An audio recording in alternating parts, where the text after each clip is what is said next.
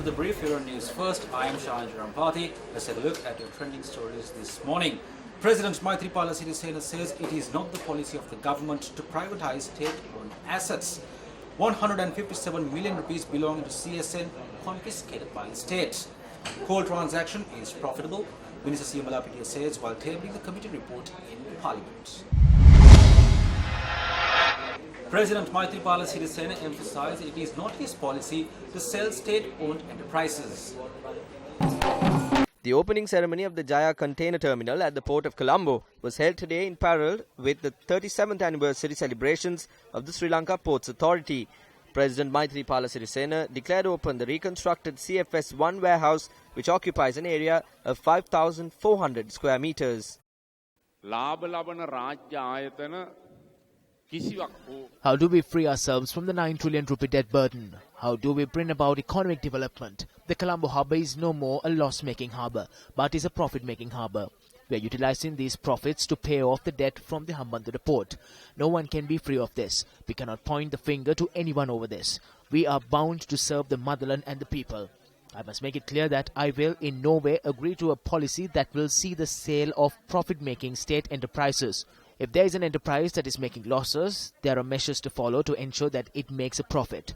One such measure could be bringing about public-private partnerships. No matter what economic issues we face, it is important to obtain the assistance of all to enhance the national revenue of all resources and increase production.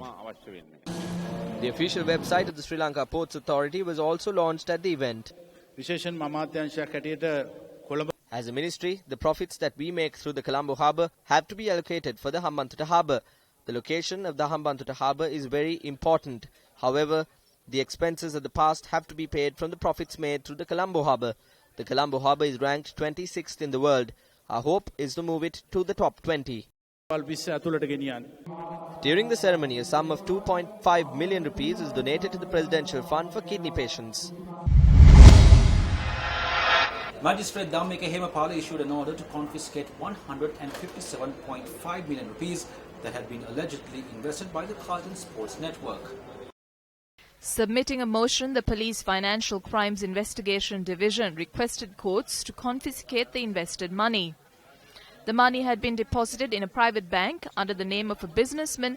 However, the businessman in question had informed the police that the money does not belong to him. Thereby, court ordered to confiscate the deposited money. Preliminary investigations have revealed that the money obtained through a large-scale international investment project had been deposited in a private bank under a different name.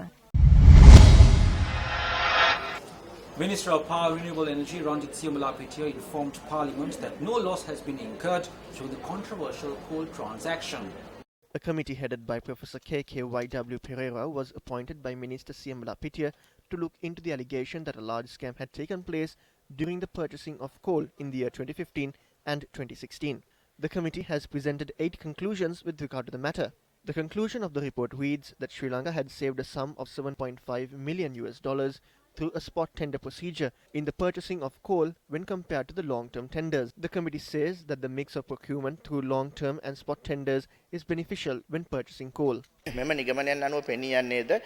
According to these conclusions, it appears that the country, or as a matter of fact the Ceylon Electricity Board, has made a saving during the purchasing of coal, which caused a widespread controversy. It has also come to light that the purchasing of coal through a mixture of long-term and spot tender procedures, which is a long-term measure, is in fact a trustworthy system, as well as a profitable one. I hereby table this report to the House. Anyone who views this with an open mind can see the clear picture. The facts which we have presented are more than sufficient, but if there is anyone who requires a debate on this, beyond the current viewpoint, then I believe myself and the Deputy Minister are prepared for it. And that is a wrap of the brief here on News First today. For the News First team, I'm Shah Rampati, reminding you to stay briefed.